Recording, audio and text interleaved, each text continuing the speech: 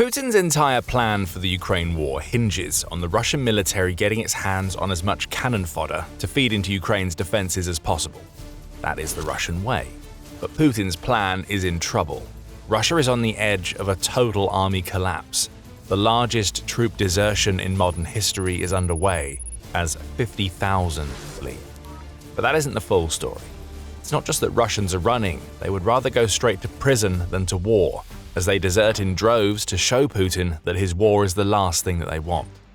The Russian desertion figures are shocking. Back in September 2025, Novaya Gazeta reported on findings from a United Nations report that suggested that over 50,000 Russian soldiers had deserted their army since the beginning of Putin's invasion. At the time, that number represented about 10% of the total troops that Russia had sent into Ukraine.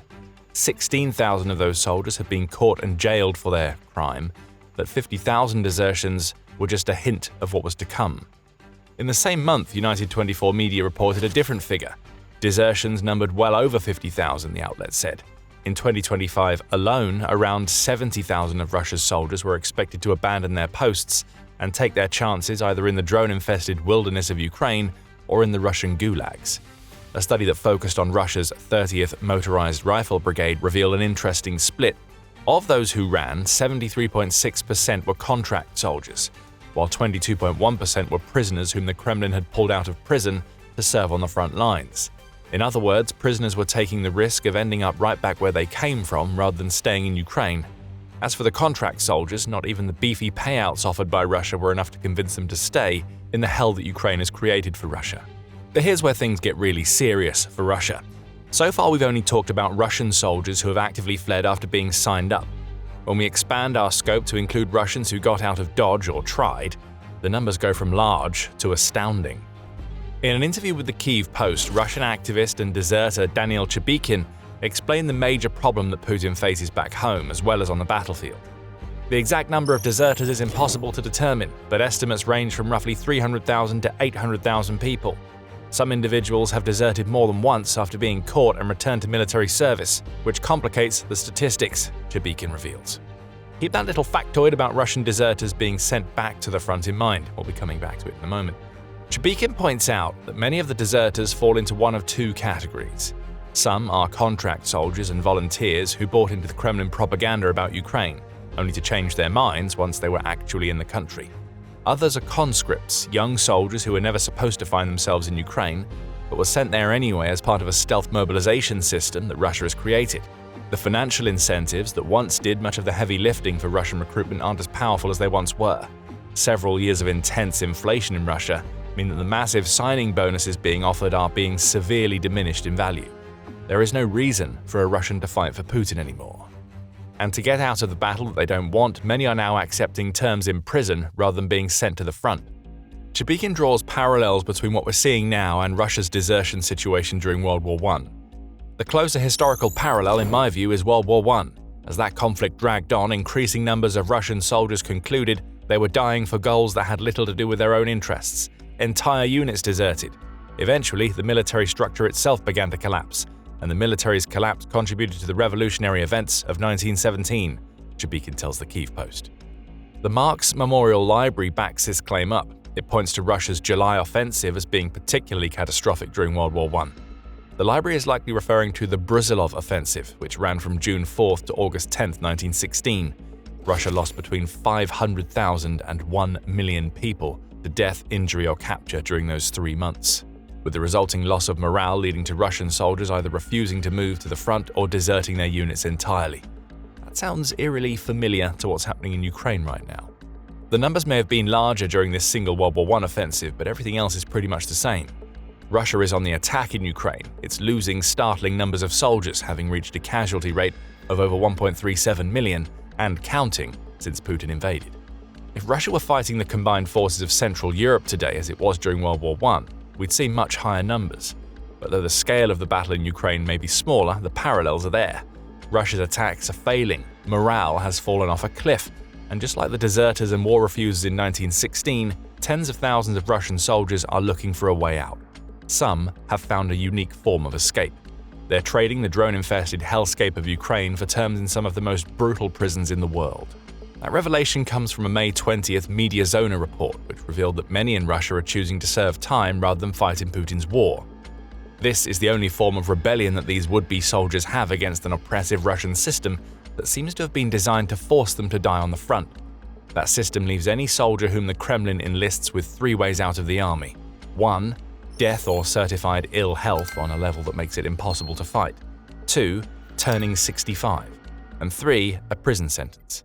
1 and 2 either rarely apply or are impossible to follow in practice.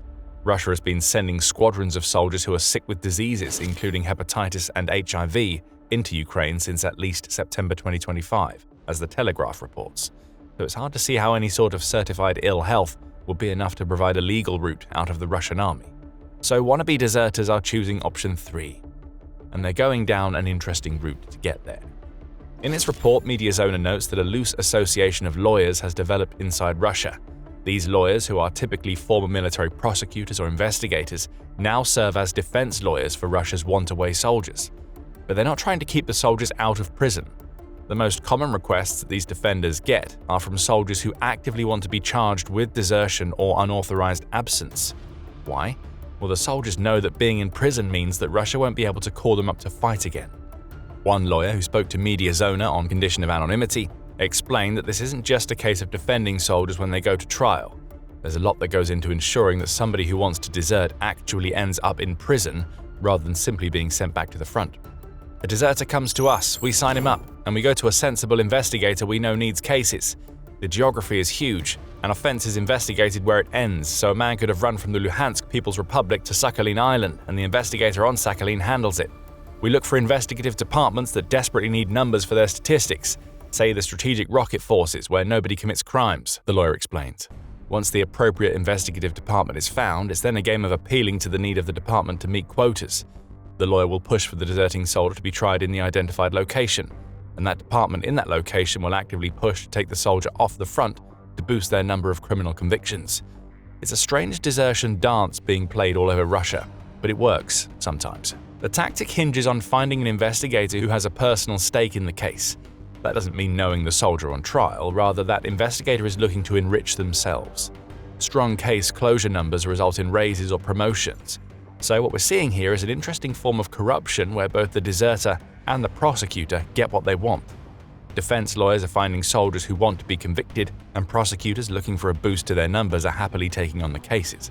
We don't know how much the Kremlin knows about this strategy, but we do know that the Russian military's default is trying to send deserters back to the front, which is why this unique approach is needed in the first place. When the strategy isn't used, criminal cases against deserters are far rarer than you might expect. In some instances, a case is never opened at all. The soldier is simply caught and returned to their unit. Those who are tried will often receive suspended sentences, meaning they just get sent right back to the front all over again. And even with the strange collaboration between defenders and prosecutors, trials only result in a soldier being imprisoned around 20% of the time.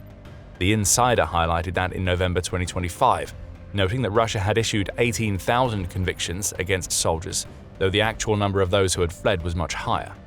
When the lawyers succeed, sentences can range from 5 to 15 years. But here's where things get interesting. What we're seeing here is Russian soldiers exchanging one type of brutality for another. But before we explain why, this is a quick reminder that you're watching The Military Show. We bring you the full picture, not just the headlines. Hit subscribe if you want to ensure that you stay ahead of the curve when it comes to what's really happening inside Russia. Russian prisons aren't exactly accommodating to their criminals. Rehabilitation programs are practically non-existent, and those in the prisons are brutalized in ways that you will be unlikely to see in other modern nations. Torture and abuse by prison guards is commonplace. Scandals have erupted since before the Ukraine war about the conditions inside Russia's prisons, even as Putin tries to declare that the country's prison system is the best in the world. And Putin means it. He wants Russia's prisons to be horrible places, and he has actively opposed reforms that could bring them up to modern standards. In a 2019 report, the Center for Eastern Studies revealed that most of Russia's prison facilities were built before 1970, with some even dating back to the era of the Tsars. Overcrowding is a major issue, as is the lack of hygiene that naturally comes with such an outdated prison system. If a prisoner isn't being tortured, they're at risk of succumbing to the illnesses that run rampant in Russia's prisons. AIDS in particular is an issue, with the center noting that around a third of all deaths in Russian prisons are as a result of this one illness. The point we're making here is simple. The conditions in Ukraine are so brutal that Russian soldiers are actively choosing these horrific prisons over being sent to the front lines. Why? Even in these ancient prisons, a Russian soldier stands a better chance of survival than they have in Ukraine. We hinted at this earlier with the World War I comparison when we highlighted how there are more than 1.37 million Russian casualties of Putin's war so far. Those numbers are only climbing higher and faster since Russia launched its 2026 spring and summer offensive. The first half of that offensive has crippled Russia's military. Within the first 3 days of the offensive's launch, Russia lost over 5,000 soldiers. This was the start of a trend that continued throughout the spring. Both March and April saw Russia lose over 35,000 soldiers to the faltering spring offensive. May was only slightly better, as Russia lost somewhere in the region of 30,000 soldiers, Ukraine's President Volodymyr Zelensky revealed in an open letter to Putin. Taking those numbers into account, is it any surprise that so many Russian soldiers are deserting and trying to engineer their way into prison? But it gets so much worse.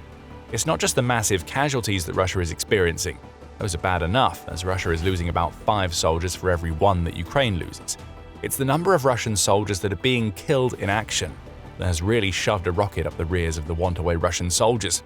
In his open letter, Zelensky revealed that 63% of Russia's battlefield losses are killed soldiers, with the other 37% being wounded. This is an insane killed-to-wounded ratio that is the opposite of what we would expect from a modern military. It also sends a message to Russia's soldiers. You're almost twice as likely to die in Ukraine as you are to make it out of the country with an injury that ends your military service. Do you remember the 3 ways out of the Russian military that we mentioned earlier? One of them was a certified illness, and some injuries are severe enough that not even Russia would bother sending the casualty back to the front. But when the killed-to-wounded ratio of Russian soldiers in Ukraine falls in favor of killed, a wannabe deserter can't even believe that an injury will get them back home. They're more likely to be killed. And with Russia now basically enforcing indefinite contracts on its soldiers, the escape routes are even narrower. So soldiers are taking the third option. At least in a Russian prison, even as brutal as that prison might be, there's a chance of survival. You might get tortured and end up with an incurable disease, but neither of those outcomes means that you're dead. Better to take your chances in the gulags than in the kill zones. That's the conclusion reached by thousands of Russian soldiers who are speaking to crooked defenders and the tens of thousands who have already gone on the run. So Russia has a desertion problem. And this is where things really start to shift on the front lines. For Russia, desertion leads to desperation. Imprisoned soldiers can't fight anymore. And that's a problem when recruitment is in the toilet. Russia is trying everything that it can think of to get people to sign up, starting with paying its soldiers more than it ever has before. That was revealed in an April piece by United 24 Media, which pointed out Russia's recruitment dilemma. At the start of 2026, Russia was recruiting about 800 soldiers per day, which is a long way away from the 1,000 to 1,200 that it was recruiting during the first quarter of 2025. Russia claims to be recruiting about 30,000 soldiers per month, which isn't keeping up with the monthly losses we're seeing in Ukraine. Sign-on bonuses have been raised all over Russia to try to bolster these numbers and overcome the inflation-related problems that we mentioned earlier. But none of it is working. Volunteers aren't signing up with as much regularity as they once did, and that's compounding the desertion problem that is rocking Russia's military. If cold hard cash can't provide the answers, then Russia has to find other ways to get people into its army. The methods are getting increasingly desperate. In the occupied regions of Ukraine, Russia is stepping up mobilization pressure to compensate for its losses, the Jamestown Foundation reports. We're seeing this most prevalently in Luhansk and Donetsk, where students who once had mobilization deferrals are seeing those deferrals get cancelled. Military registration is being made mandatory in some regions, and a combination of raids and punishments is being used to try to force fighting-age Ukrainians into the Russian military. That seems like a good plan, Putin. Forcibly recruit Ukrainians who hate you to fight. There is absolutely no chance that this strategy will lead to chaos inside the Russian ranks. Speaking of students, Putin has his eye on recruiting as many of them out of Russian universities as he possibly can.